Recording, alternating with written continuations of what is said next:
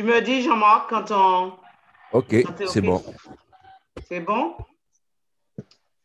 Eh bien, je salue tout un chacun. Bienvenue à tous Merci. d'être avec nous en ce matin. Et nous avons un petit retard, mais nous allons commencer tout de suite. Et nous appelons Charles aux commandes. Oui. Voilà. Alors, bien bonjour à tout le monde. Nous allons tout de suite commencer avec le numéro 535, Seigneur que la terre entière. Vous êtes là avec moi? On y va. Seigneur que la terre entière, Seigneur ta grande voix, et se leva la lumière qui rayonne de ta croix, qui rayonne de ta croix. Après la nuit vient, oh, voici l'heure du réveil, que tout amour divin soleil de contempler t'adore. Après la nuit vient l'aube, voici l'heure du réveil, que tout amour divin soleil de contempler t'adore. Que sans la venue, pardon, que ton sang lave notre crime et dissipe notre mort, amour en ta victime, tu fais renaître les morts, tu fais renaître les morts.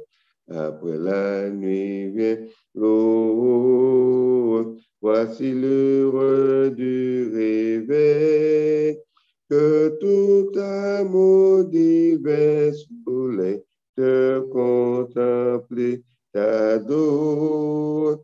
Après la nuit vient l'aube, voici l'heure du réveil, que tout amour divin soleil te contempler t'adore. Arrache l'enfer sa poire, tout puissant ressuscité, c'est ma pleine main la joie sur ce monde blasté, sur ce monde dévasté. Après la nuit vient l'aube, voici l'heure du réveil, que tout amour divin soleil te contempler t'adore. Après la nuit vient l'aube, voici l'heure du réveil, que tout amour divin soleil te contempler t'adore. Amen.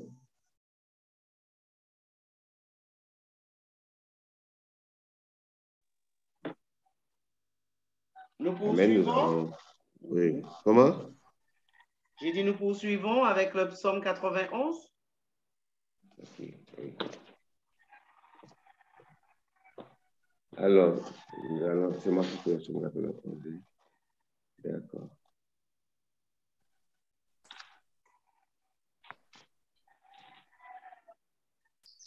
Alors, je vais faire le psaume 91. D'accord. Ok, je n'avais pas vu que c'était moi qui le faisais, excusez-moi. Je vais vers le psaume 91. Celui qui demeure sous l'abri du Très-Haut repose à l'ombre du Tout-Puissant. Je dis à l'Éternel, mon refuge et ma forteresse, mon Dieu en qui je me confie, car c'est lui qui te délivre du filet de l'oiseleur, de la peste et de ses ravages. Il te couvrira de ses plumes, et tu trouveras un refuge sous ses ailes. Sa fidélité est un bouclier et une cuirasse. Tu ne craindras ni les terreurs de la nuit, ni la flèche qui vole de jour, ni la peste qui marche dans les ténèbres, ni la contagion qui frappe en plein midi. Que 1000 tombent à ton côté et 10 000 à ta droite. Tu ne seras pas atteint. De tes yeux seulement tu regarderas et tu verras la rétribution des méchants. Car tu es mon refuge, ô Éternel. Tu fais du Très-Haut ta retraite. Aucun malheur ne t'arrivera. Aucun fléau n'approchera de ta tente. Car il ordonnera à ses anges de te garder dans toutes tes voies. Ils te porteront sur les mains, de peur que ton pied ne heurte contre une pierre. Tu marcheras sur le lion et sur l'aspic. Tu fouleras le lionceau et le dragon. Puisqu'il m'aime, je le délivrerai. Je le protégerai puisqu'il connaît mon nom. Il m'invoquera, je lui répondrai. Je serai avec lui dans la détresse. Je le délivrerai et je le glorifierai. Je le rassasierai de longs jours et je lui ferai voir mon salut. Amen.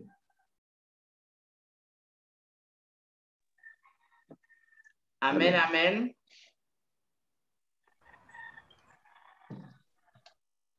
Jean-Luc? Oui, c'est bon, vous m'entendez bien? Tout à fait. À toi la Nous parole. allons faire la prière introduction, mais je voudrais déjà avant tout remercier tous ceux qui sont présents.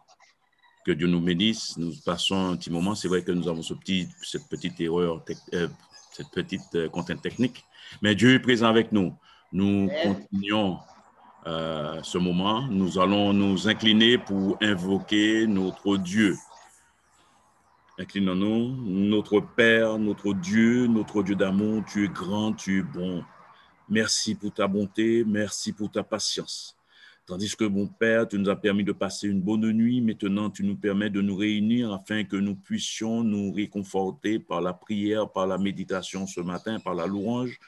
Nous reconnaissons, Seigneur, que tu es avec nous, Seigneur. Nous sommes certes en lien par le Zoom, mais mon Père, tu nous permets de nous connecter ensemble, Seigneur. Veuille, Seigneur, bénir, Seigneur, notre association ASI, Seigneur. Tu connais, Seigneur, nos besoins, tu connais les besoins des chefs d'entreprise, Seigneur. Permets-nous, Seigneur, de glorifier ton nom à travers notre activité professionnelle. Bénis, Seigneur, tous ceux qui font partie de notre association et permets que nous soyons des hommes et des femmes actifs, Seigneur, dans le champ. Tu connais les difficultés que nous avons, Seigneur, mais permets-nous, Seigneur, de croire que nous avons déjà la victoire en Jésus, Seigneur. Bénis notre association. Ce matin, Seigneur, nous sommes présents pour évoquer ton nom. Nous allons, Seigneur, suivre une méditation avec notre président, Eddy Michel Carpin. Veuille le bénir dans sa fonction nouvelle et permet, Seigneur, qu'il soit un homme totalement consacré à ta parole. Guide-le, accorde-le, Seigneur, le baptême de ton Saint-Esprit, Seigneur. Et permet, Seigneur, que nous puissions, nous membres, Seigneur, le soutenir, que nous puissions être dans le champ actif, Seigneur. Merci encore pour ta bonté. Merci encore pour le riche privilège que tu nous donnes. Bénis, Seigneur, ce moment que nous passons sur Internet. Permet que beaucoup de personnes puissent nous joindre et qu'ils partagent ta parole avec nous. Merci pour ta bonté, ta fidélité. Vraiment, nous n'avons aucun mérite, Seigneur, mais c'est au nom de Jésus-Christ que nous te prions. Amen. Merci. Amen. Amen. Le programme. Gloire à Dieu. Eh bien, à toi la parole, Charles. Nous allons passer au moment de louange. Oui. Alors, nous allons commencer avec le numéro 22 de notre hymne et louange. Vous suivez avec moi. Qu'il est au soleil, sur la terre, éclairée. Il dit au soleil sur la terre, d'éclairer totalement tout lieu, et qui donne aux nuits leur mystère. C'est l'Éternel, c'est notre Dieu. C'est l'Éternel, c'est notre Dieu. Le bleu et le ciel superbe, il les a teints si beau bleu. Il verdit l'émeraude et l'herbe. C'est l'Éternel, c'est notre Dieu. C'est l'Éternel, c'est notre Dieu. Quand nous pleurons, qu'il nous console et veille sur nous en tout lieu, qui nous soutient par sa parole. C'est l'Éternel, c'est notre Dieu. C'est l'Éternel, c'est notre Dieu. Alléluia. Nous voulons faire ce chant de reconnaissance avec Dieu. C'est le 260 de notre hymne et louange. Voici Jésus, notre Sauveur. Il nous ouvre une porte. Le Seigneur est toujours prêt à ouvrir une porte pour nous, quelles que soient les difficultés. Nous allons le chanter. Tu as la première, la deuxième et la quatrième strophe. Tu peux reprendre le numéro, s'il te plaît? 260. Voici Jésus, notre Seigneur. Voici Jésus, notre Sauveur, qui nous ouvre une porte. Suis-moi, dit-il, à tout pécheur, de sa voix tendre et forte. Merci Jésus, j'espère en toi, ta porte est ouverte pour moi, pour moi, pour moi, est ouverte pour moi. La porte est ouverte à tous ceux qui cherchent paix et joie. Elle introduit le malheureux sur la céleste voie. Merci Jésus, j'espère en toi, ta porte est ouverte pour moi. Pour moi, pour moi, est ouverte pour moi.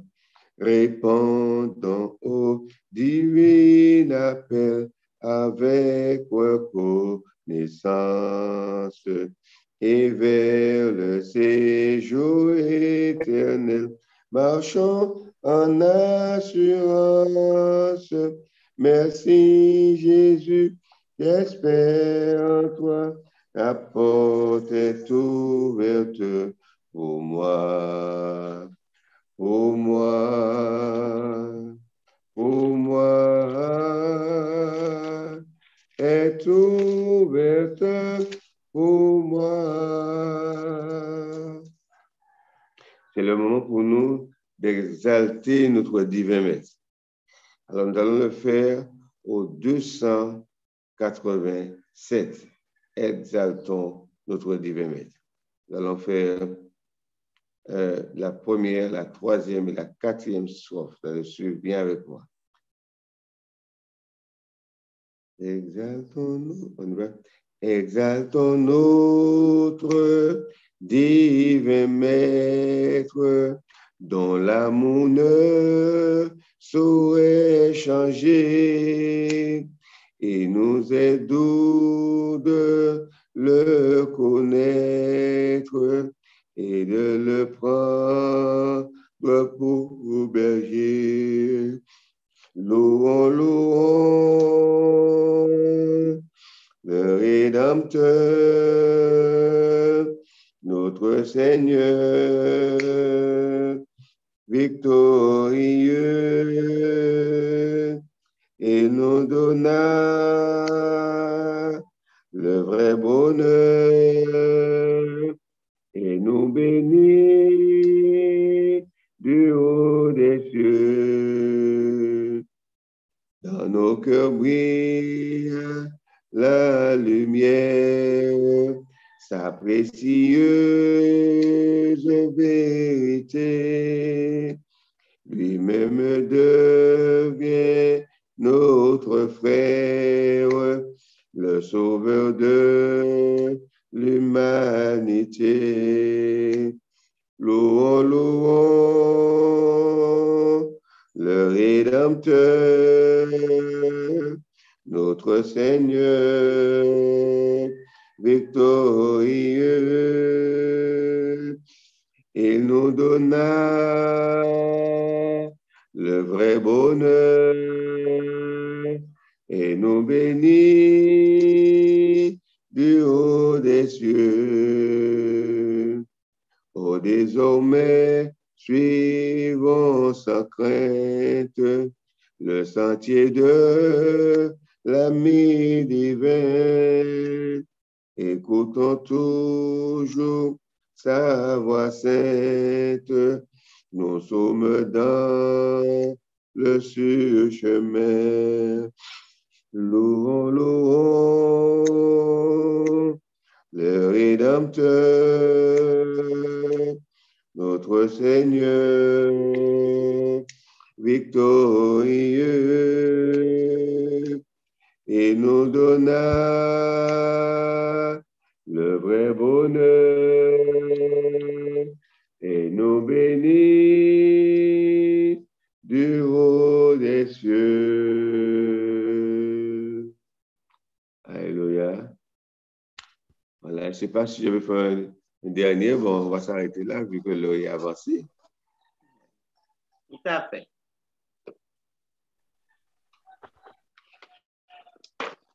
Eh bien, je réitère mes salutations à tout un chacun qui est connecté en ce matin. Donc, je voudrais, au nom de l'association ASI Martinique et Antilles-Guyane, c'est-à-dire le chant français, Guadeloupe, Guyane, Saint-Martin, Haïti, vous souhaiter à tous ceux qui sont connectés sur le Zoom comme sur le YouTube Skyone 972, une chaleureuse et cordiale bienvenue à notre rencontre matinale. Donc, profitez-en pleinement. Notre Dieu a autant de bénédictions à déverser sur chacun. Que Dieu nous bénisse et bienvenue à tous. Amen. Alors, pour continuer le programme, nous allons écouter Myriel Victoire dans un chant spécial. Nous lui cédons la place.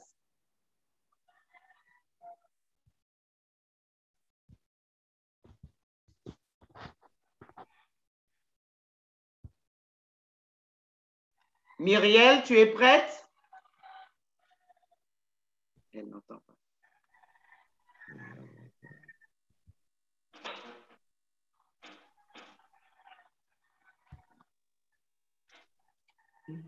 Myriel? S'il te plaît, tu es prête? Oui. J'ai un papa céleste. Attendez. Il connaît ton nom.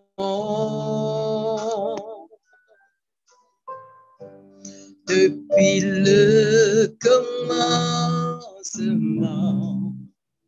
ta vie est en ses mains. Il connaît ton nom. Il connaît tes pensées. Il voit tes larmes couler, il entend quand tu cries. Il connaît ton nom. Il connaît tes pensées. Il voit tes larmes couler. Il entend quand tu cries. J'ai un papa céleste. Il connaît ton cœur. Depuis le commencement, ta vie est en ses mains. Il connaît mon nom. Il connaît mes pensées. Il voit mes larmes couler. Il entend quand je crie. Il connaît ton nom. Il connaît tes pensées. Il voit tes larmes couler. Il entend quand tu cries. Il entend quand je crie. Il te voit quand tu pleures. Il connaît quand tu souffres. Amen. Amen, amen, amen, amen. Amen, amen. Nous remercions Myriel. Nous aurons l'occasion de l'écouter un petit peu plus tard. En tout cas, que le nom de Dieu soit glorifié pour ce merveilleux chant. Amen. Amen, gloire à Dieu. Et pour poursuivre, nous allons passer à notre espace de prière. Donc, pour cela, nous aurons Jean Holder et Frédéric dans 2 moments de prière. Donc, Jean est notre président d'ASI Guadeloupe. Et à ce titre, notre frère aussi. Donc voilà, nous allons l'écouter pour pouvoir intervenir pour les différentes ASI représentant le chant français, pour la communauté, pour la conférence générale, la division, nos unions, nos fédérations et nos missions. Voilà. Et après, tout de suite après, avec Frédéric, qui est un membre de l'association lui aussi, et mon époux. Donc voilà, nous allons prier avec Frédéric pour la 15e Assemblée générale de notre fédération. Nous allons prier pour les membres d'église, pour l'évangélisation, pour l'éducation, le département famille, les malades. Voilà, nous aurons ces 2 espaces de prière tout de suite. Donc, nous allons écouter Jean. Prions. Ô tendre Père, nous venons à toi qui est la source de la vie. Nous venons à toi le Tout-Puissant. Nous reconnaissons ta grandeur. Nous reconnaissons, ô Père, combien nous sommes limités et que sans toi, nous ne pouvons rien faire. Nous reconnaissons, Seigneur, ta seigneurie dans notre vie. Et nous reconnaissons, ô tendre Père, que si nous sommes là ce matin, c'est parce que tu l'as voulu. Tu nous as maintenu le souffle de vie et tu nous permets en ce matin, ô tendre Père, d'être ensemble au pied de ta croix, devant ton trône, pour t'acclamer et reconnaître combien tu es grand. Seigneur, ce matin, nous voilà les 4 chants réunis afin de te prier parce que aujourd'hui, ton peuple est en difficulté. Aujourd'hui, Seigneur, ton peuple est environné. Tu dis dans ta parole que le monde entier est sous la puissance du mal. Mais Seigneur, nous savons une chose, c'est que tu es de notre côté et que nous n'avons rien à craindre et tu restes et demeures le Tout-Puissant, quel que soit ce qui pourrait arriver. Tendre Père, je te prie en ce matin d'une manière particulière pour ASI, au niveau de la division interaméricaine. Nous savons, Père, que le docteur Martson est endeuillé, il a perdu sa mère. C'est lui le président d'ASI au niveau de la division. Veuille, Seigneur, aider cette famille dans ce moment de deuil et l'aider, Seigneur, à surmonter ce problème et que c'est de lui la force, le courage et l'énergie nécessaires afin, Seigneur, de vivre ce moment de détresse et de perte. Viens l'apporter le soutien dont il a besoin, le soutien physique, le soutien spirituel, le soutien moral, et que, Seigneur, il continue sa mission au sein d'ASI. Je te prie, Père, d'une manière particulière pour ASI au niveau de Haïti. Tu sais, Seigneur, le problème de kidnapping qu'ils vivent chaque jour. Chaque jour, Seigneur, qu'il y a une personne au moins qui est kidnappée en Haïti. Et nos membres ne sont pas à l'abri, nos pasteurs ne sont pas à l'abri, nos dirigeants d'église ne sont pas à l'abri, Seigneur. Viens épargner ton peuple. Viens délègue tes saints anges afin de les secourir, afin de les aider et que, Seigneur, ils puissent, Seigneur, se confier en toi et poursuivre la mission que tu as confiée à ASI en Haïti. Je te prie, Seigneur, pour ASI au niveau de la Guyane, au niveau de la Martinique, au niveau de la Guadeloupe. Seigneur, voilà des chefs d'entreprise qui sont face à la COVID et qui sont quelque part tous touchés. Des entreprises, Seigneur, qui ont du mal à survivre, des entreprises adventistes, Seigneur, qui ont du mal à surmonter la pente. Viens, Seigneur, enlever toute peur, toute crainte. Viens, Seigneur, leur donner à tout un chacun un esprit d'adaptabilité afin de s'adapter à la situation et viens leur donner un esprit de révélation afin, Seigneur, de les révéler comment faire. Veuille leur donner à tout un chacun la direction divine, la vision divine, Seigneur, afin qu'ils soient à même, Seigneur, de survivre dans ce moment difficile. Ô tendre Père, que ton esprit de force, ton esprit de sagesse, ton esprit de connaissance, ton esprit de conseil, que tous ces esprits viennent, Seigneur, au secours de ton peuple et que nous soyons des plus que vainqueurs dans le nom de Jésus. Apporte la sérénité, apporte, Seigneur, l'apaisement dans les cœurs, car tu dis que tu es avec nous tous les jours jusqu'à la fin du monde.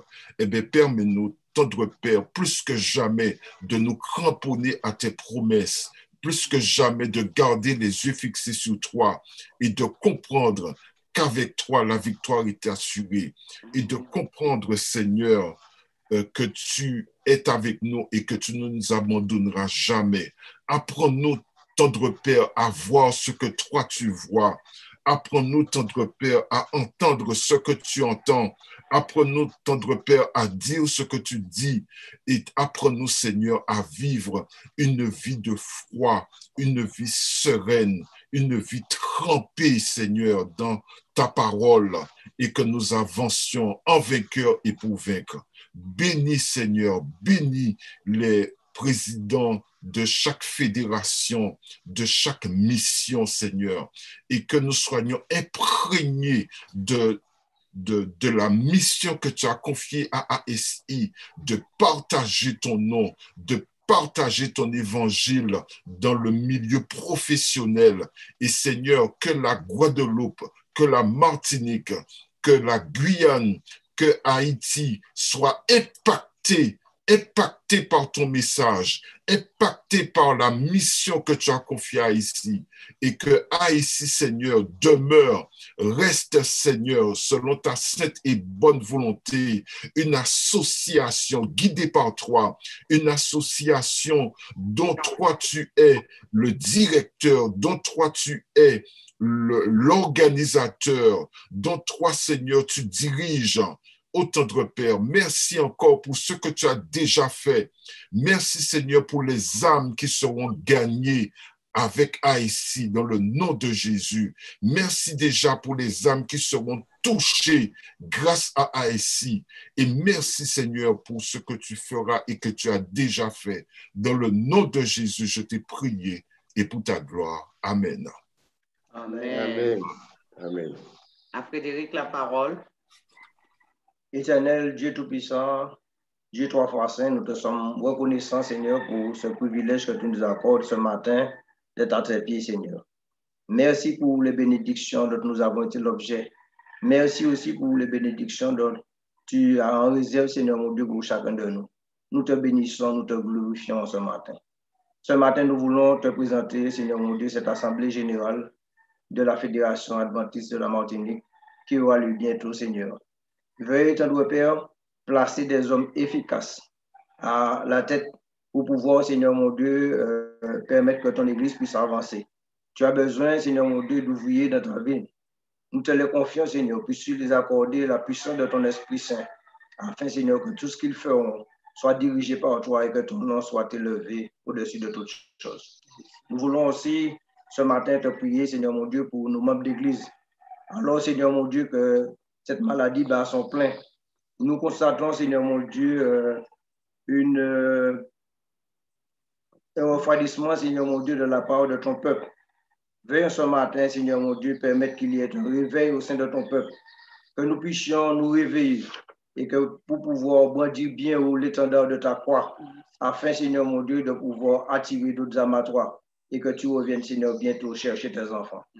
Nous voulons aussi te prier, Seigneur mon Dieu, pour l'évangélisation. Alors, Seigneur mon Dieu, qu'il y a pas mal d'efforts d'évangélisation en ce moment. Veuille bénir tous ceux qui ont la charge, Seigneur mon Dieu, de pouvoir prêcher cet évangile de paix. Mais aussi bénir tous ceux et celles qui viennent écouter chaque soir les messages. Ceux qui ont déjà pris leur décision, ceux qui sont déjà passés par les eaux du baptême.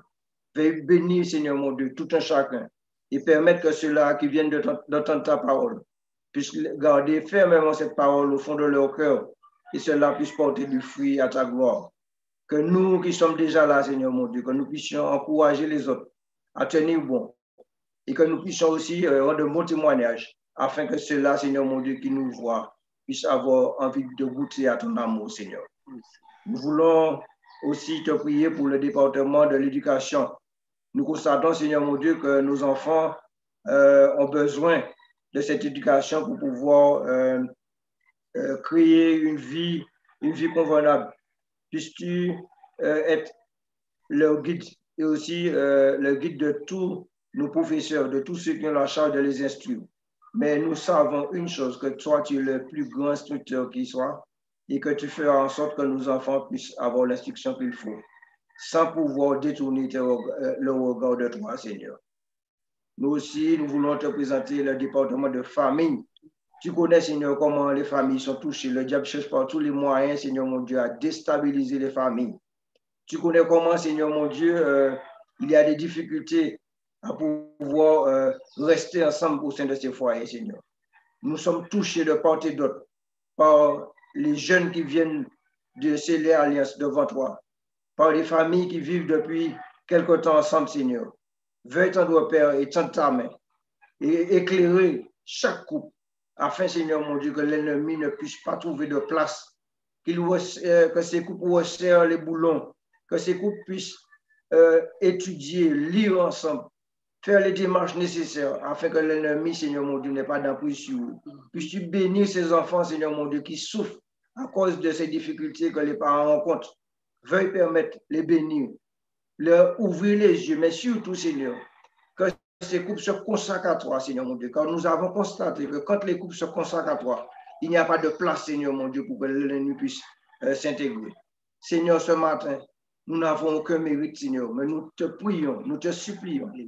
Nous te prions aussi, Seigneur mon Dieu, pour nos malades, tous ceux qui sont couchés sur un lit de douleur, Seigneur mon Dieu, et qui souffrent d'une façon ou d'une autre. Veuille étendre, Père, étendre ta main, toi qui es le grand médecin. Toi, Seigneur Jésus, quand tu as marché sur la terre, tu as guéri les hommes, tu as soulagé la souffrance. Continue, Seigneur, cette œuvre, afin que ceux-là qui souffrent puissent avoir un soulagement, sinon la guérison selon ta volonté. Mais une chose, Seigneur mon Dieu, que c'est tous ceux-là qui souffrent, garde la foi, garde les yeux fixés sur toi, afin que rien ne puisse les enlever l'espérance du salut qu'ils ont en toi, Seigneur. Seigneur notre Dieu, merci. Merci encore pour tout ce que tu feras pour nous. Que ta paix et ta grâce nous accompagnent.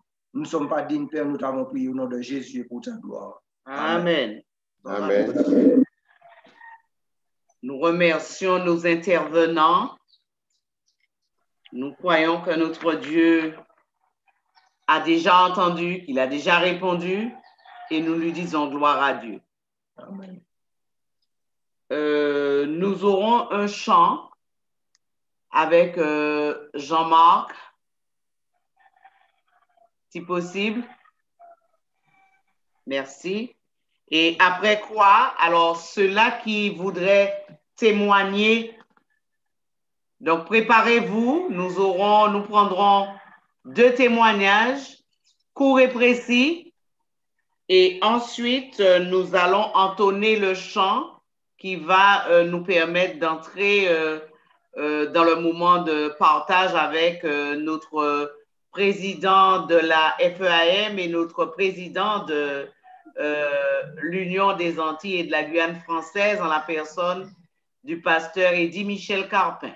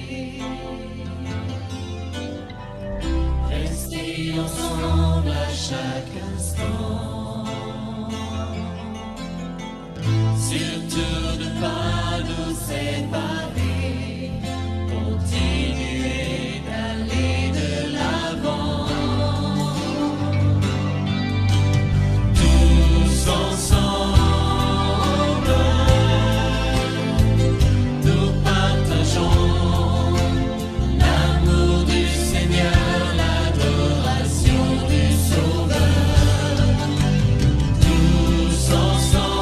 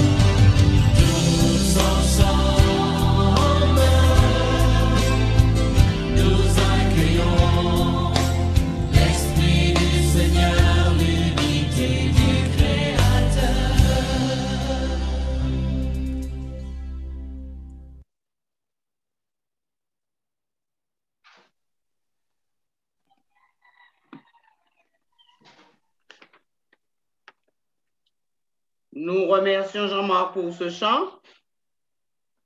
Alors, est-ce qu'il y a parmi nous de ceux-là ou celles qui voudraient témoigner des bienfaits que Dieu leur a fait, qui auraient une expérience courte et précise?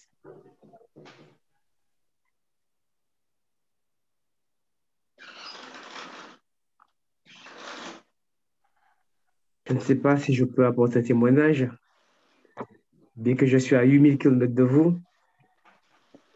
C'est un témoignage qui concerne le lieu où je suis. Et ça concerne l'évangélisation dans une ville de plus de 800 000 habitants. On a commencé, on était 2. Après, on a eu un groupe de jeunes qui nous a rejoints.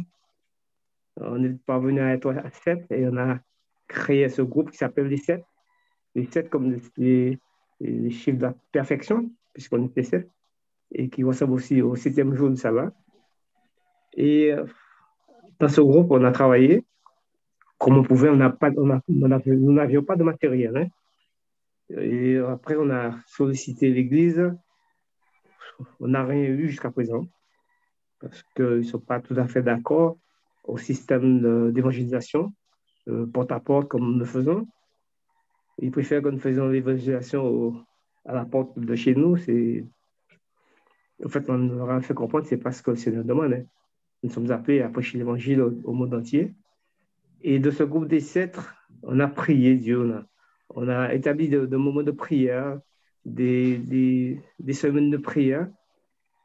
On a sollicité on a sollicité le pasteur pour que nous soyons reconnus à l'Église. Bon, jusqu'à présent, ça n'a pas été fait parce qu'ils ont enlevé le département évangélisation de l'Église. Et je suis intervenu auprès du pasteur pour lui dire, mais ce n'est pas possible qu'une Église adventiste n'a pas ce département. Il m'a dit non, ici, ça n'existe pas. Et on a eu une réunion avec lui, chez lui, avec sa femme et tout. On a insisté, ils n'ont pas voulu. Il nous a dit non, je ne veux pas aller en prison et tout. On leur a dit, écoutez, vous ne voulez pas travailler, faire de l'évangélisation, bien nous, on va le faire quand même. Et puis, on a continué. Et on a commencé à faire des flyers nous-mêmes. Moi, j'écris des flyers, je prépare des sujets. Après, on a acheté une machine pour une photocopieur.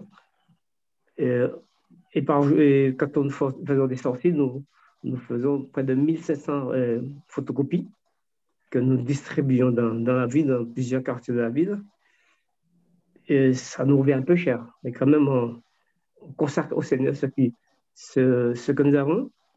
Et on a continué à prier et Dieu a permis qu'aujourd'hui, nous sommes à peu près une vingtaine qui partageons l'évangile dans la ville de Bordeaux. Et hier, nous avons une sortie. Ça n'a pas été facile parce qu'il y a des gens qui avaient un peu peur.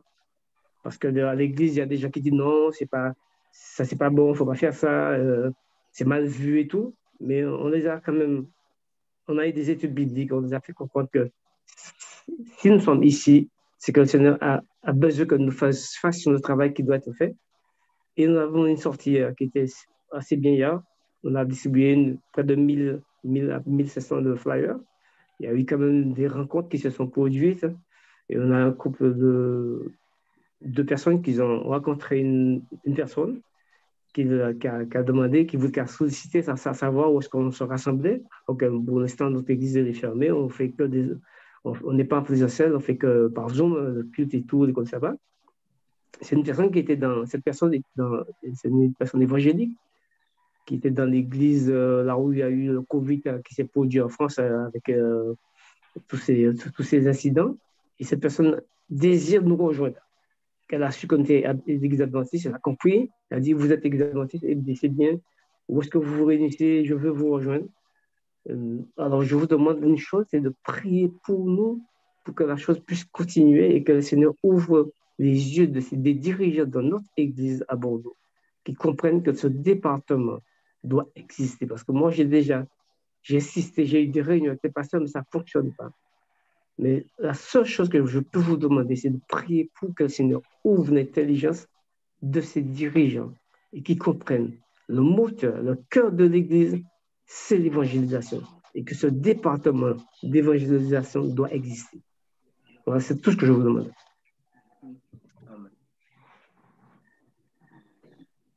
Nous te remercions, Jean-Charles, pour cette expérience que vous vivez là-bas. Et nous croyons effectivement que l'évangélisation, c'est le cœur de l'Église, c'est le moteur. Donc, nous prierons en conséquence tout à l'heure. Donc, s'il y a quelqu'un d'autre qui veut partager quelque chose avec nous, nous sommes tout oui. Et ensuite, nous allons pouvoir céder la parole à notre pasteur Eddie Michel. Et nous aurons juste la première strophe du 125 juste avant, qu'Eddie prenne la parole. Donc, est-ce qu'il y a quelqu'un encore qui voudrait parler? Ah, il y a Yvonnette qui a levé la main. Yvonnette, active ton micro si tu veux parler. Non, je n'ai pas levé la main. Excuse-moi, Noéma. Je ne sais pas, c'est peut-être une erreur. D'accord, très bien. Très bien.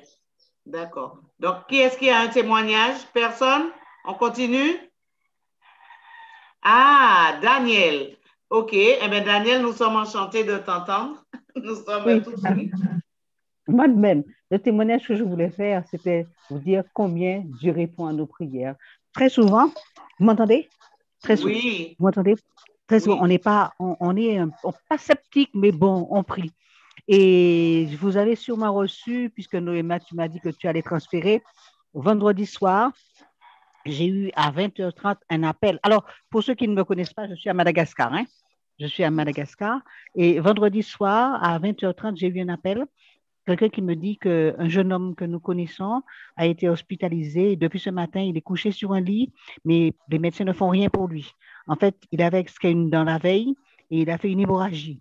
Et depuis le matin, il vomissait du sang, donc ses parents l'ont emmené à l'hôpital. Mais n'ayant pas d'argent pour les soins, on n'avait rien fait. Et il continuait à cracher du sang, à vomir du sang. 20h30, on n'a rien fait. Il n'a rien reçu parce que les parents n'ont pas d'argent pour traiter. Et donc, 20h30, trop tard pour aller à l'hôpital. Donc, avec cette personne, nous nous sommes dit, à 6h30, on ira à l'hôpital pour dire au médecin que l'association est là, donc il doit prendre en considération. Mais ça m'a rongé, travaillé. Et il devait être minuit, je n'arrivais pas à dormir. C'était vendredi soir, il fallait dormir pour le sabbat parce qu'il y a les activités. Et je n'arrivais pas à trouver le sommeil. J'étais malheureuse et je pleurais. Je disais, Seigneur, mais qu'est-ce que je fais dans ce pays? Il faut que je rentre chez moi. Je n'en peux plus. Je n'en peux plus. La misère est trop grande. Il faut que je rentre chez moi. Et après, l'Esprit m'a demandé de prier. Et j'ai regardé minuit, trop tard pour appeler mes amis en France, trop tard. J'étais seule. Et j'ai pu appeler la Martinique et la Guadeloupe. Et nous avons mis en place une chaîne de prière. J'ai pleuré toute la nuit. Je disais, Seigneur, il ne faut pas qu'on me dise qu'il est mort demain. Comment je vais faire? Voilà, c'est trop compliqué. Et quand finalement, je suis allée à l'hôpital le lendemain, à 6h du matin, je me suis présentée à l'hôpital. On nous a dit, dans la nuit, l'hémorragie s'est arrêtée. Amen. Alors, je suppose que le Seigneur nous a entendus. Et l'hémorragie s'est arrêtée. Et quand je suis arrivée, le médecin m'a reconnue comme étrangère. Hein, il a compris que c'était une association. Et tout de suite, on a mis en place les soins. Et donc là, maintenant, il s'appelle Stéphane. Et là, Stéphane va mieux grâce à Dieu. Je dis que Dieu nous entend parce que l'hémorragie s'est arrêtée pendant que nous étions en train de prier. Amen. Amen. Gloire à Dieu. Notre Dieu n'est pas sourd. Non, il entend. Aux supplications de ses enfants. Amen, amen. Alléluia. Gloire à Dieu. En tout cas, nous vous remercions et nous vous encourageons à persévérer dans la prière parce que c'est l'arme que nous avons et c'est la solution à tous nos problèmes. Nous le croyons vraiment. Nous allons entonner la première strophe du numéro 125 et après quoi nous allons écouter le pasteur Eddie Michel Carpin. Alors avec Charles. Oui. Ô Saint-Esprit, descends, descends sur cette assemblée en prière, à nos cœurs faibles, languissants, répand ta force et ta lumière. Alléluia. Bonjour à tous. Bonjour, Pasteur Eddy Michel. Je suis vraiment très heureux de participer avec vous à ce moment spécial de méditation, de partage, de témoignages. Merci pour tous ces témoignages et je vois que c'est une rencontre internationale. Amen. Puisque nous avons Daniel avec nous qui est de l'autre côté des océans. Donc, c'est vraiment, vraiment un plaisir d'entendre ces témoignages. Et c'est vrai, dans le contexte dans lequel elle se trouve là-bas, je comprends qu'elle puisse ressentir cette solitude et la limite de ses moyens par rapport aux besoins et aux nombreux besoins. Mais je remercie Dieu pour toutes les personnes qu'elle place à ses côtés, mais aussi au loin pour pouvoir l'aider. Et je pense que c'est valable un peu pour chacun de nous ou chacun de ceux qui partagent avec nous ce moment ce matin. En tous les cas, je sais que ce n'est pas simple. En France, ce n'est pas toujours simple non plus dans le contexte, parce que chacun est dans un contexte donné. Mais comme Charles le disait, Jean-Charles le disait tout à l'heure, le cœur et la raison d'être, c'est le partage et à tous les niveaux. Le partage par le soin, le partage par la santé, le partage par la bonne nouvelle de l'Évangile. Et au travers de tout ce que nous faisons, bien, c'est ce qui nous porte. C'est l'amour de Jésus. Amen. Alors ce matin, j'aimerais, sans perdre trop de temps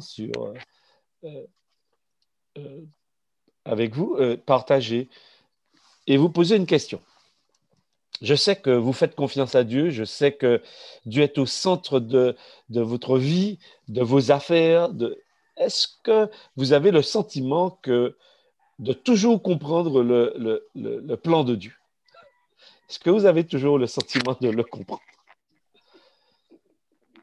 Ce n'est pas toujours facile de répondre à cette question. Lorsque nous demandons à Dieu certaines choses et que nous les voyons se réaliser, alors oui, nous avons la certitude qu'il nous conduit. Mais lorsque les choses ne se déroulent pas exactement comme on avait prévu, est-ce qu'on a toujours le sentiment qu'il est là? Est-ce que nous n'avons pas tendance à rechercher par nous-mêmes des solutions? Alors bien sûr, je ne pense pas que cela soit interdit. Mais ce matin, nous allons essayer de réfléchir et de voir comment Dieu fonctionne. Et j'espère que nous aurons toujours envie de continuer à faire confiance à Dieu parce que c'est là l'objet de la méditation. Je vais réfléchir avec vous parce que c'est un peu le sujet de mes réflexions ces jours-ci. Dans le livre de l'Exode, au chapitre 13 et au chapitre 14, alors brièvement, pour nous rappeler le contexte, Israël vient de sortir et d'être libéré du pays d'Égypte. On se rappelle Genèse chapitre 15. Dieu avait déjà annoncé à Abraham qu'il serait le père d'une grande nation, que ses descendants seraient esclaves dans un pays étranger et qu'il interviendrait pour les en libérer. Et effectivement, nous sommes dans la réalisation de cette annonce que Dieu avait faite à Abraham, de cette promesse. Donc ça, c'est déjà un premier point. C'est que Dieu annonce un certain nombre de choses, mais il tient aussi parole lorsqu'il dit qu'il interviendra. Alors oui, il interviendra. Ça, c'est le premier point. Et donc, nous sommes là dans cette réalisation de cette parole de Dieu. Dieu intervient, Dieu libère le peuple du pays d'Égypte et il va lui-même les conduire. Et au verset 17, donc chapitre 13, verset 17, Exode, chapitre 13, verset 17, il nous est dit, lorsque le Pharaon laissa partir le peuple, Dieu ne les conduisit pas par le chemin qui passait par le pays des Philistins, même si c'était le plus direct. Alors, très intéressant, c'est que pour sortir d'Égypte et se rendre en Canaan, apparemment, il y a plusieurs routes. Comme parfois, d'ailleurs, si aujourd'hui, je pense que la plupart d'entre vous, lorsque vous déplacez et que vous recherchez une adresse, vous utilisez un GPS, parfois, le GPS nous propose plusieurs itinéraires. On en choisit un et si parfois on s'égare, le GPS recalcule pour nous un itinéraire pour nous permettre d'arriver à bon port. Ici, effectivement, Dieu fait un choix. Un choix parce que, et on va le découvrir, il a un objectif. Il a un objectif. Alors, le texte se poursuit en nous disant qu'ils partirent de Sukkot et campèrent à Étam, à l'extrémité du désert. Et le texte précise que l'Éternel allait devant eux le jour dans une colonne de nuée pour les guider sur leur chemin, et la nuit dans une colonne de feu pour les éclairer afin qu'ils puissent marcher jour et nuit. Très intéressant, parce que là, on voit vraiment une présence visible du GPS. Dieu est devant le jour, Dieu est devant la nuit, il suffit simplement de le suivre. Il n'y a pas de problème à cela. D'accord? Donc, on aurait pu se dire que puisque la présence de Dieu et sa direction est visible, que cela rassurerait peut-être un peu plus les enfants d'Israël. On va lire un peu la suite, qui va nous permettre aussi de mieux comprendre. Chapitre 14, l'Éternel dit à Moïse, parle aux enfants d'Israël. Et il va leur dire, OK, qu'ils reviennent sur leurs pas pour camper à Pi-Hahiroth, entre Migdol et la mer, vis-à-vis de Baal-Tséphon. OK, d'accord. Donc, Dieu n'a pas choisi la route la plus courte. Dieu choisit une autre voie et à un moment donné, il dit au peuple de revenir sur ses pas. Et il va les conduire, et quand on regarde la géographie de ce lieu, tel que cela est décrit dans la Bible, eh bien, il se retrouve dans une impasse. Dieu va conduire le peuple donc dans une impasse.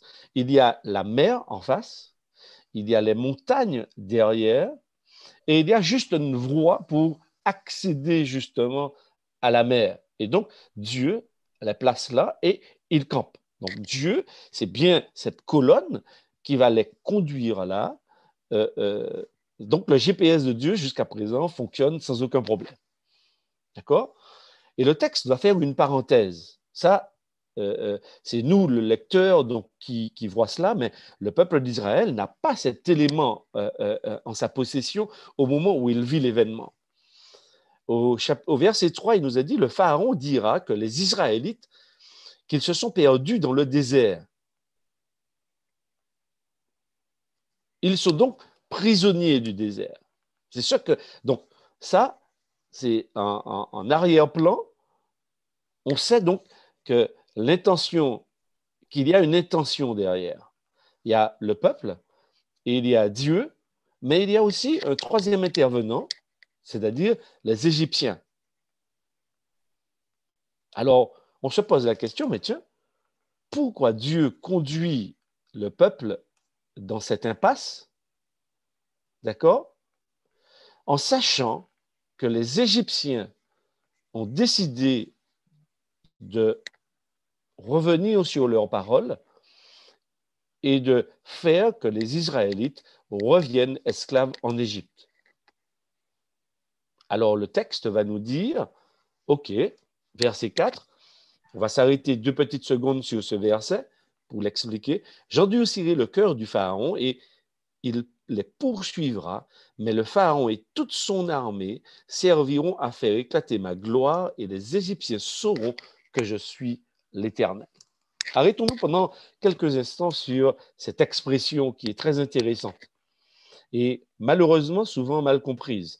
C'est une expression que l'on retrouve déjà dans le chapitre 4 et le verset 21 du livre de l'Exode. Et à partir du chapitre 4, verset 21, cette expression reviendra une vingtaine de fois dans les 10 chapitres qui vont suivre, c'est-à-dire jusqu'au chapitre 14. Donc, cette expression endurcit le cœur. Alors, tantôt, c'est son cœur qui s'endurcit, tantôt, c'est l'Éternel qui endurcit le cœur du Pharaon. D'accord? Mais ici, effectivement, cette expression mérite une explication. Alors, il faut savoir que c'est une expression qui était connue chez les Égyptiens. En effet, dans le livre de mort des Égyptiens, puisque les Égyptiens ont un certain nombre de croyances, eh bien, dans le livre de mort des Égyptiens, il est dit que le cœur de chaque individu est pesé à la mort et sur une balance. Alors, il y a le cœur de l'individu et de l'autre côté, il y a une plume. Et en fonction du mouvement, si le cœur est léger, alors, bien sûr, la destinée de cette personne, eh bien, c'est la vie. Et si son cœur est lourd, eh bien, c'est la mort. C'est très intéressant. D'accord? Donc, ce qui veut dire que cette expression, dans son contexte, veut dire que, en fait, le cas du Pharaon est quasiment scellé. C'est-à-dire que la mort du Pharaon est quasiment déjà annoncée. D'accord? En fait, plus le cœur est lourd et plus, malheureusement, on l'oriente vers la mort. Plus le cœur est léger, eh bien, plus il est censé entrer dans la vie. Ça, c'est le premier élément. Donc, ça veut dire qu'effectivement, dans ce contexte-là, ce n'est pas Dieu qui va agir sur l'entendement du Pharaon, qui va agir sur sa conscience pour le piéger. Parce qu'on comprend que le combat est inégal entre Dieu et Pharaon, entre Dieu, avec toute sa puissance, toute son omniscience, son omnipotence, son omnipotence. Comment est-ce qu'un être humain peut rivaliser avec Dieu? Et en plus, le texte nous dit que l'Éternel va endurcir son cœur. Donc on a le sentiment que là, il y a un véritable problème. Mais quand on remet dans le contexte et quand on comprend effectivement cette expression, le sens de cette expression au niveau de l'Égypte par rapport à Moïse, effectivement, on comprend lorsque Moïse écrit ce qu'il est en train de dire. C'est-à-dire que Dieu est en train de sceller en quelque part la destinée de ce pharaon par rapport au choix. Et d'ailleurs, vous allez le voir, au chapitre 4, verset 21 et suivant, Dieu va dire à Moïse, mais je vais lui donner un certain nombre de signes. Si Dieu donne des signes, ce n'est pas pour endurcir son cœur, mais c'est pour que Pharaon puisse reconnaître que lui, en tant que Pharaon, n'est pas Dieu, même si dans ses croyances, il est Dieu. Il est la personnification de la divinité et le représentant de la divinité sur terre. Et donc, on voit là déjà une opposition entre deux manières de voir, deux dieux, deux divinités. Le Dieu d'Israël, le Je suis, qui s'est révélé à Moïse, et de l'autre côté, le Pharaon qui personnifie, qui identifie la divinité des Égyptiens. Et vous voyez dans ce contexte très intéressant que le problème et les problèmes auxquels nous sommes confrontés, eh bien, nous ne sommes jamais seuls. Premièrement, il y a trois intervenants. Il y a le problème, il y a nous et il y a Dieu. Ça, c'est très intéressant. Et dans ce texte que nous sommes en train de lire, nous voyons que le combat d'Israël, en fait, c'est le combat de Dieu. Pour moi, cet élément est extrêmement intéressant. Parce que souvent, nous pensons que nous sommes seuls dans nos combats. Souvent, nous pensons que nous sommes livrés à nous-mêmes. C'est à nous de nous en sortir. C'est à nous de nous débrouiller. Et il y a ce proverbe qui dit « Aide droit et le ciel t'aidera ». Il y a ce proverbe également qui dit « Débrouillard pas péché ». Ça veut dire que nous sommes prêts parfois à tout pour pouvoir nous en sortir. C'est vrai que quand on va lire la suite du texte, Dieu va demander au peuple d'avancer. Mais continuons un peu dans notre texte. Le premier élément donc, que j'aimerais vraiment que nous retenions ce matin, c'est que quels que soient nos combats, quelles que soient nos luttes, nous ne sommes pas seuls.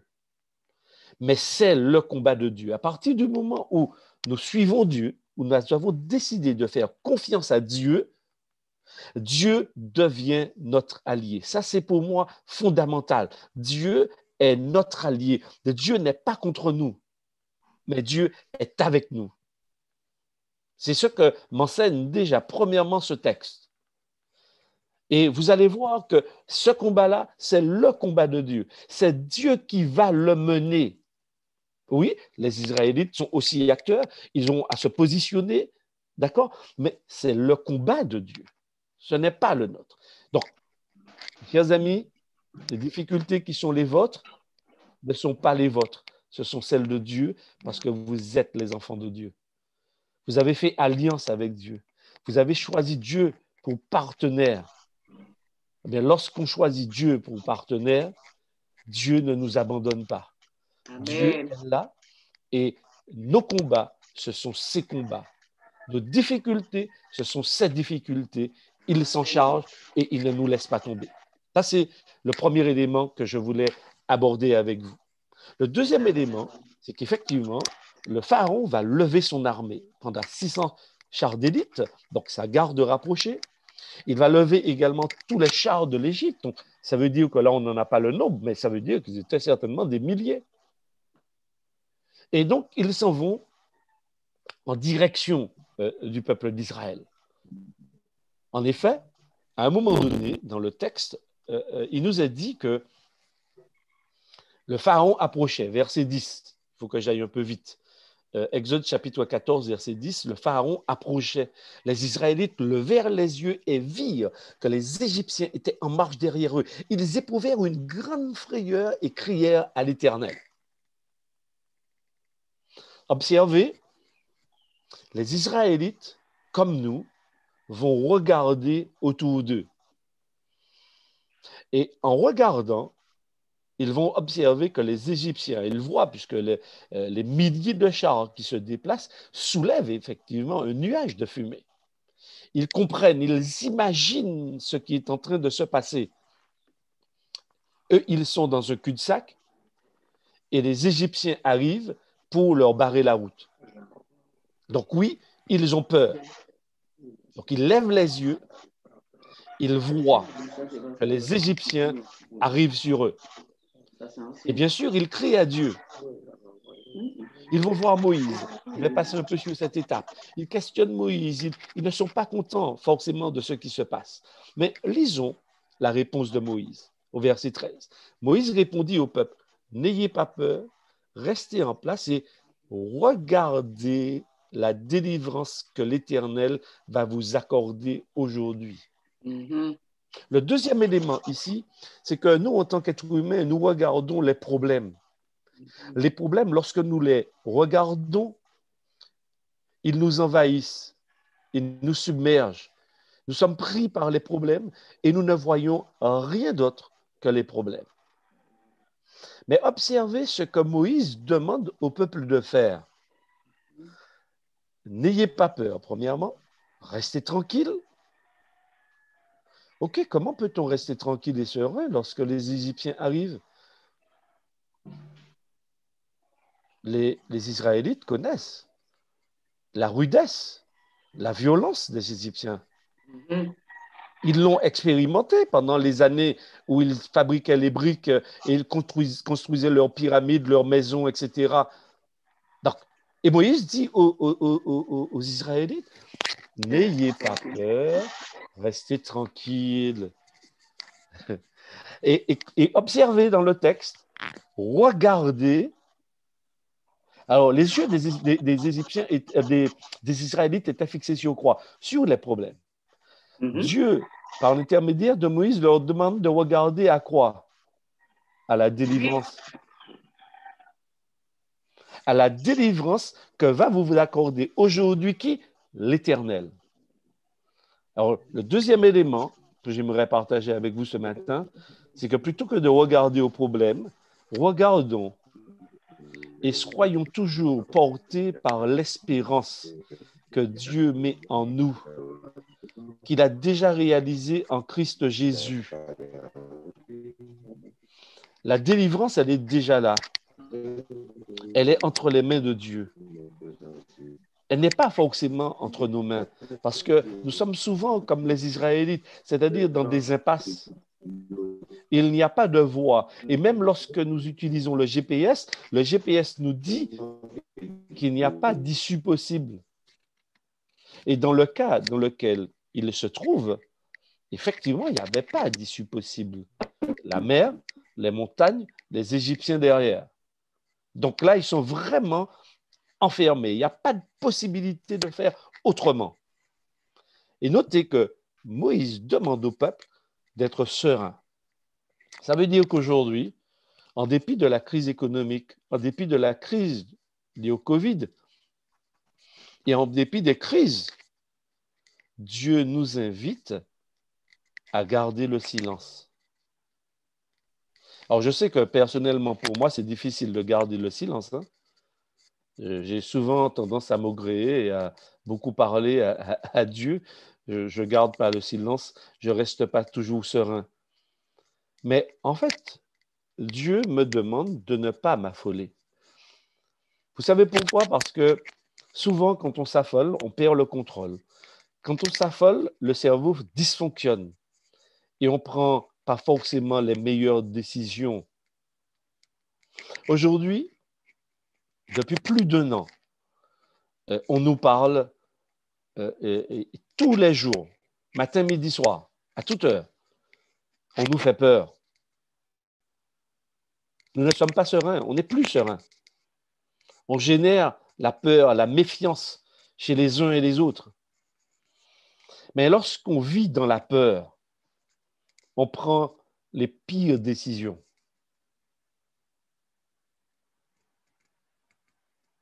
Dieu nous demande au contraire, même lorsque nous ne voyons pas d'issue,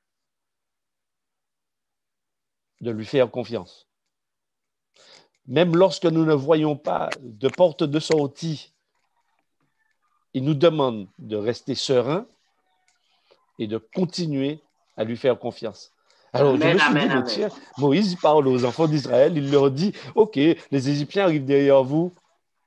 Les gars, tranquilles. Restez tranquilles. Ne vous effrayez pas. Oh, les Israélites ne savent pas se battre, ils ne sont pas partis avec des armes, ils sont partis avec rien du tout.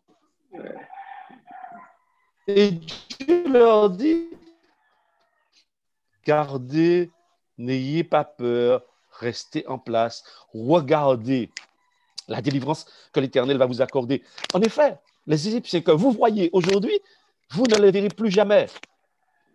C'est difficile parfois pour nous de nous projeter avec Dieu dans sa vision. Parce que nous avons une vision à court terme. Nous ne voyons que ce qui est là, dans l'instant présent. On ne voit pas ce qui est plus loin. Donc oui, nous sommes pris par cela. Mais Dieu nous demande de détourner nos regards sur ce que nous voyons pour regarder comme lui, il voit, pour avoir sa propre vision. Et c'est la vision de Dieu qui nous permettra d'être sereins, pas notre vision. Nous appuyer constamment sur la vision de Dieu. Ça, pour moi, c'est extrêmement important. Dieu sait déjà et voit déjà que les Égyptiens ne seront plus. Pourtant, oui, les Égyptiens sont bien sur leurs chars, sur leurs chevaux, oui, ils sont bien en train d'avancer. Et pourtant, Dieu dit au peuple d'Israël, considérez que ces Égyptiens que vous voyez là, ils ne seront plus. Waouh! Ça, c'est la foi. Ça, c'est une foi extrêmement concrète. Elle est pas abstraite parce que les Égyptiens sont bien là. Les difficultés auxquelles vous êtes confrontés sont bien là, elles sont bien présentes. Dieu ne dit pas qu'elles n'existent pas, que c'est une vue de l'esprit. Non, les difficultés sont là. Mais Dieu a un plan. Tout ce texte nous montre en fait que Dieu a un plan. Et l'Éternel dit à Moïse, mais en fait, pourquoi est-ce que les enfants d'Israël crient? Vous ne trouvez pas que drôle, Dieu est un peu vraiment drôle dans son questionnement? Pourquoi ces cris? C'est quand même légitime. C'est quand même légitime d'avoir peur. C'est quand même légitime de voir que les Égyptiens sont là et que, voilà, il n'y a pas de solution. Dieu leur dit, mais non, mais attendez, il y a quelque chose que vous n'avez pas compris. Je vous ai quand même fait sortir d'Égypte. Comme les Israélites, nous sommes souvent oublieux de tout ce que Dieu a fait et nous sommes oublieux parce que nous ne connaissons pas Dieu. Le Dieu de la Bible est créateur du ciel et de la terre. Le Dieu de la Bible, c'est le Dieu du possible. Le Dieu de la Bible, c'est le Dieu du possible. Avec lui, toute chose devient possible. N'est-ce pas incroyable de savoir que ce Dieu est notre allié? Ce Dieu est à côté de nous. Il nous dit, il est là, présent à nos côtés. Ah, c'est vraiment formidable. Amen. Vraiment formidable de savoir que ce Dieu est là. Alors, juste pour terminer, puisque j'ai déjà consommé le temps qui m'était imparti, j'ai bien compris, juste le dernier point. Comment Dieu va-t-il s'y prendre? Comment est-ce que le GPS de Dieu fonctionne? Comment la direction de Dieu va se faire? Les Égyptiens sont là. La mer, les montagnes, c'est la mort sûre et certaine. Elle est déjà arrêtée. Eh bien, le texte nous dit que la colonne qui les précédait va se placer entre les Égyptiens et eux. Premier élément. Dieu, c'est lui qui va intervenir. Alléluia. Dieu va se mettre entre les oppresseurs, d'accord, et le peuple d'Israël. Amen. D'accord? La première chose.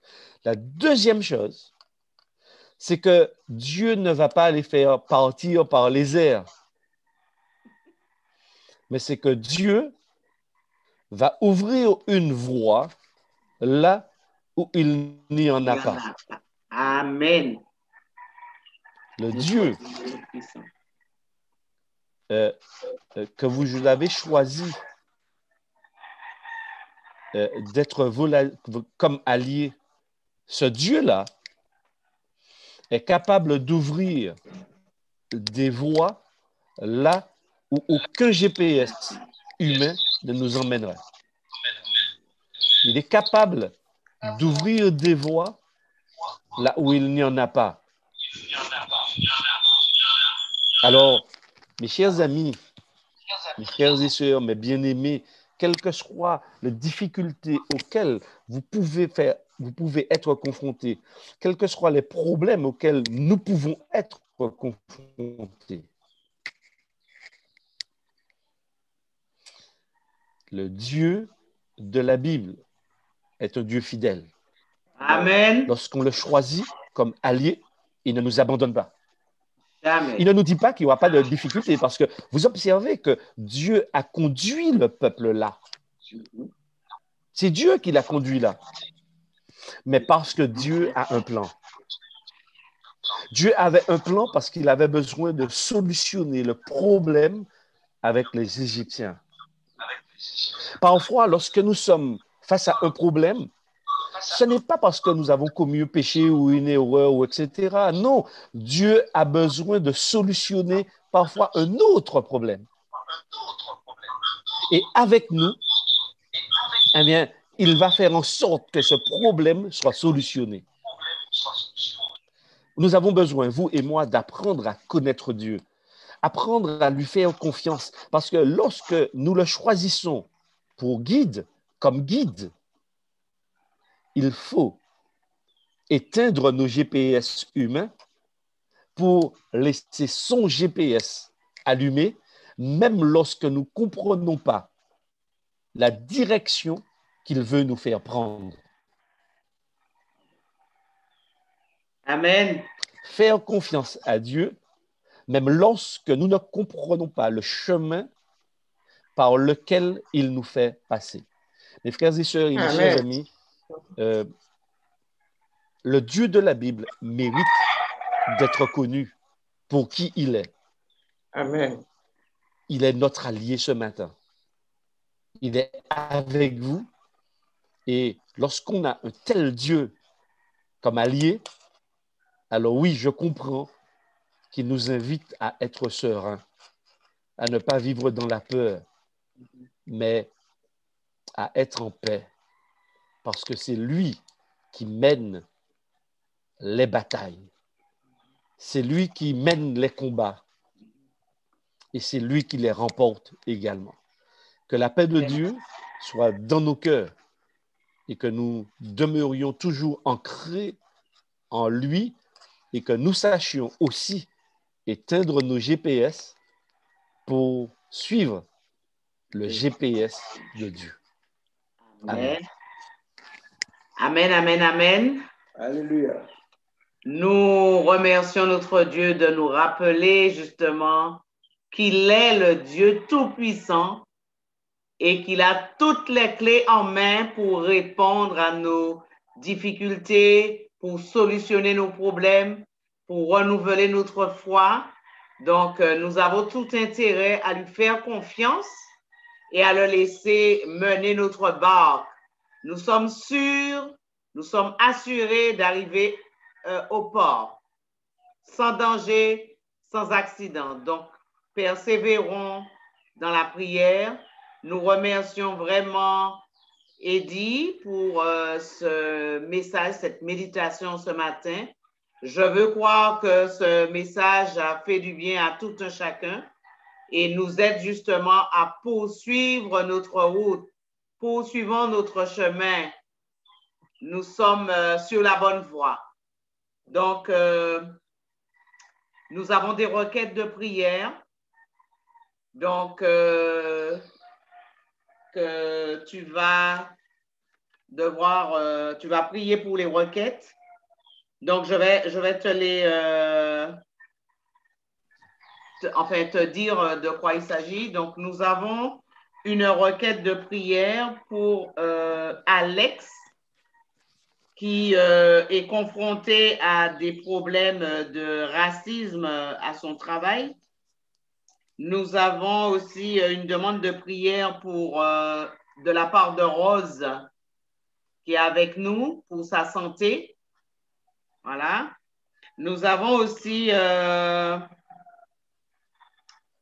j'ai vu, alors la santé de Rose, le problème d'Alex, Stéphane, que Daniel nous a parlé, donc nous allons continuer à prier.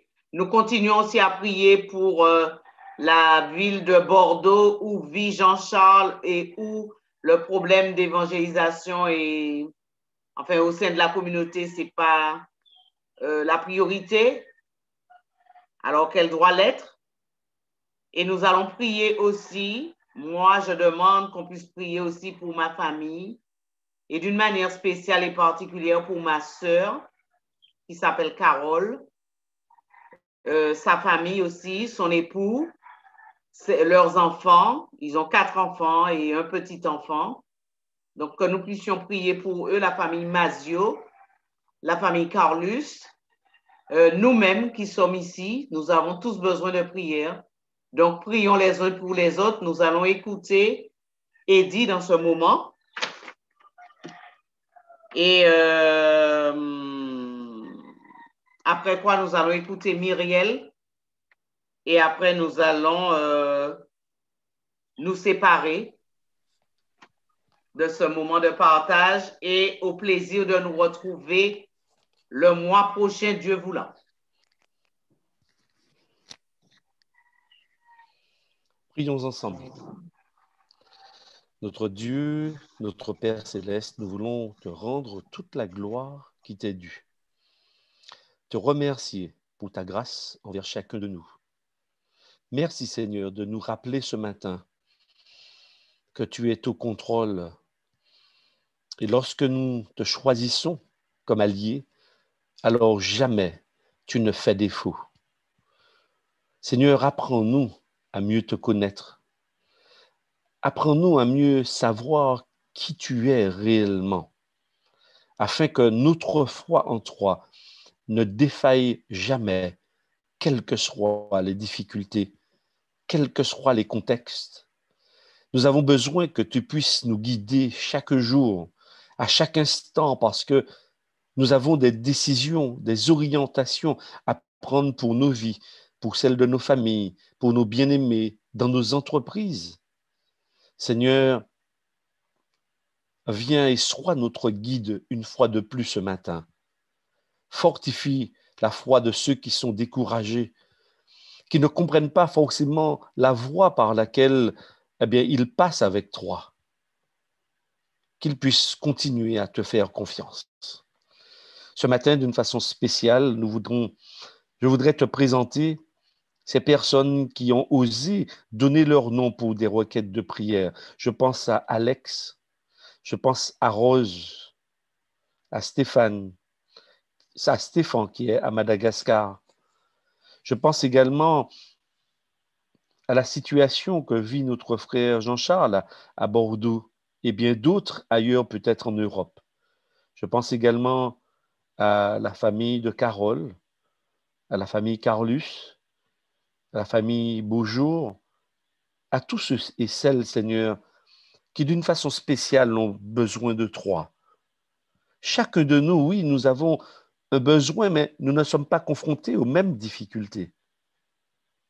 Seigneur, nos cœurs sont ouverts pour recevoir de toi tes conseils, tes bénédictions, ton soutien et surtout, Seigneur, avoir la certitude que tu es à nos côtés. Fais du bien à chacun. Bénis tous les Haïtis dans le monde entier. Bénis l'Haïti inter-Amérique et qu'ensemble, nous nous donnions la main pour que ton message d'amour, d'espérance, ton message qui nous dit et nous rappelle que tu es au contrôle et que tu reviens gérer toutes choses sur la terre. Seigneur, que ce message soit vécu au quotidien par nous, que nos cœurs, nos mains ne se ferment jamais, mais qu'au contraire, soient ouverts comme tes mains en direction des humains. Viens dans nos cœurs et dirige-nous et que toute la gloire te revienne et que toutes tes bénédictions, nous les recevions de tout notre cœur et que nous vivions reconnaissants à partir d'aujourd'hui, au nom de Jésus. Amen. Amen, amen, amen, amen. Gloire à Dieu. Nous allons écouter Myriel dans un chant, si elle veut bien, si elle est prête.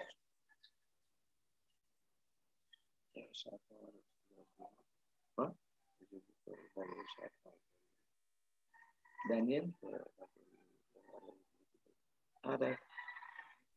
Micro, Myriel.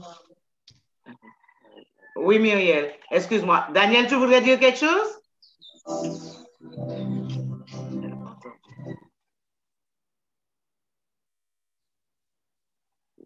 On n'entend pas Daniel. Daniel, active ton micro.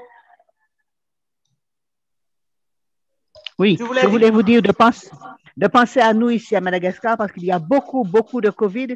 Et en ce moment, le président de la Fédération Madagascar Centre et toute sa famille, ils sont atteints. Beaucoup, beaucoup de cas. Dieu a entendu puisque Amen. je crois que Eddie a mentionné cela.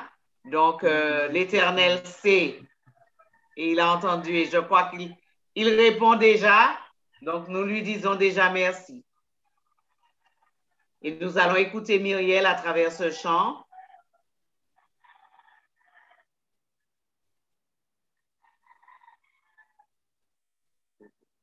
Elle met la musique.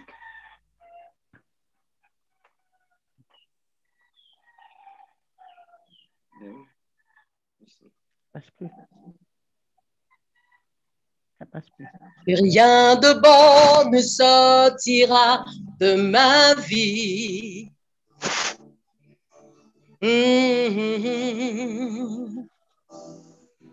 On m'a souvent dit que rien de bon ne sortira de ma vie.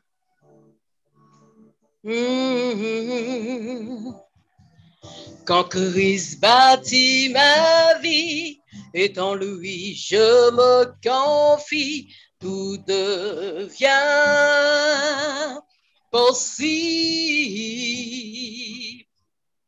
Quand Christ bâtit ma vie, et en lui je me confie, tout devient possible. Il accomplira une belle œuvre dans ma vie. Christ accomplira une belle œuvre dans ta vie. Christ accomplira une belle œuvre dans ma vie. Christ accomplira une belle œuvre dans ta vie. C'est vrai, nous vivons dans un monde où avec tous les problèmes, nous avons la peur. Même nos amis sont rejetés à cause de la religion. Mais gardons courage en Jésus. Amen. J'entends souvent dire, rien de bon ne sortira de ta vie.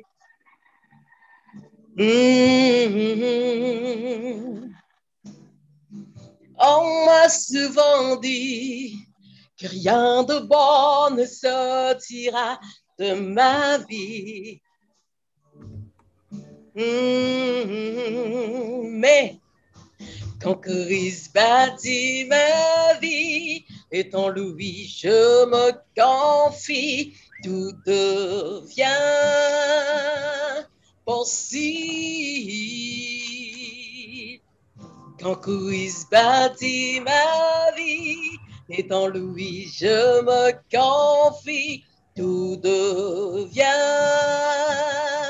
possible.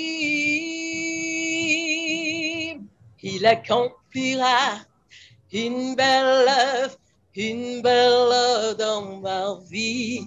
Christ accomplira une belle œuvre dans ta vie. Christ accomplira une belle œuvre dans ma vie. Christ accomplira une belle œuvre dans ma vie. Il fait toutes choses à merveille. Il fait toutes choses à merveille. Car il fait toutes choses à merveille. Il fait toutes choses à merveille. C'est vrai, nous vivons dans un monde, souvent des fois même nous suivons le Seigneur, mais nous voyons l'Égyptien derrière nous, comme a dit le pasteur. Souvent des fois nous sommes attaqués sous toutes ses formes, mais nous savons que Jésus fait toutes choses à merveille. Il a tracé nos chemins en avance. La jeunesse, ceux qui passent par les moments difficiles, par la maladie, Faisons Dieu confiance parce que Dieu fait toutes choses à merveille. Choses à merveille. Il fait toutes choses à merveille. Car il fait toutes choses à merveille. Il fait toutes choses à merveille.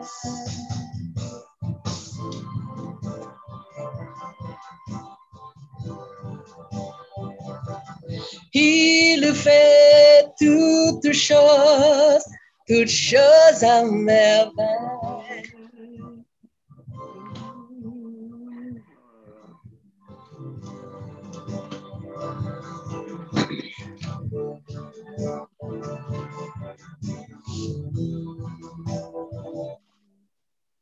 Nous remercions Myriel. Amen. Elle là. Nous comprenons que tu es toute seule et que tu dois faire tout toute seule. Oui. Voilà. Mais en tout cas, nous avons beaucoup apprécié et ce sont des paroles réconfortantes. Et nous croyons que Dieu ne fait rien, il n'y a pas de hasard avec Dieu. Tout coordonne, le message, les chants. Amen. Nous avons parlé, c'est une continuité et nous glorifions Dieu pour cela. Amen. Donc, nous remercions tous ceux qui nous ont suivis ce matin sur le YouTube de Sky One 972. Nous avions environ une trentaine, 37, 39, ça dépend, de personnes qui nous ont suivis sur le YouTube et nous-mêmes, donc ici en Zoom. Donc, nous remercions Dieu pour cela et nous vous souhaitons une agréable journée de dimanche. Nous remercions vraiment notre président de l'Union, président de notre fédération, notre frère Eddie Michel Carpin. Et nous souhaitons à tous ceux qui sont avec nous et qui ont participé, Jean, enfin tous ceux-là qui sont là, je ne vais pas citer les noms. Comment? Jean et son épouse, oui, c'est vrai. Rebecca. Donc, nous vous faisons un gros coucou à tous. Nicole, Jean-Marc, vraiment, pour son engagement. Charles aussi, Myriel, Jean-Luc, tout le monde. Bernard Carolin, Yvonnette, j'ai vu Dani, Marie-Luce Mongini. Il y a des autres, des initiales bon, que je ne connais pas, mais à tous, une bonne journée sous le regard béni du Seigneur et rendez-vous le dernier dimanche du mois d'avril, Dieu voulant. Que Dieu bénisse chacun. Demeurez bénis la famille, bonjour. Noéma et son époux. Merci. Jean-Luc, tu veux dire quelque chose? Oui, je voudrais remercier le Dieu Tout-Puissant que nous servons. Amen. Et je voudrais remercier le pasteur Eddie Michel Carpin pour le message bien approprié qu'il nous a donné. Puisque nous sommes dans ce temps de crise, nous chefs d'entreprise, nous devons placer nos yeux, nos regards sur le Dieu Tout-Puissant. Amen. Alors que nous savons que la fin de toute chose est proche, c'est maintenant que nous devrions nous accrocher à la promesse et aux expériences que nous rapporte la Bible, que notre association ASI Martinique, association ASI Guadeloupe, Guyane et autres continuent à travailler pour le Seigneur au sein de nos entreprises. Je voudrais particulièrement remercier Martin, fort probablement, il nous suit par Zoom, mais par Skywom.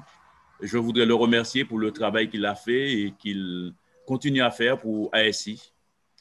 Merci à tous. Que Dieu nous bénisse. Amen. Merci. Bonne journée à tous. Merci. Bonne journée à tous. Je ne sais pas si quelqu'un a quelque chose à dire. Donc, on vous donne l'opportunité. Personne ne veut rien dire? Eh bien, on vous souhaite une bonne journée. Bonne journée. Bonne journée à tous. Bonne Merci. Dieu prenne soin de vous et de vos familles. Et puis, gardons les yeux fixés sur Jésus. Amen. Président, merci, pasteur. C'était bien. Oui, c'était un plaisir pour moi.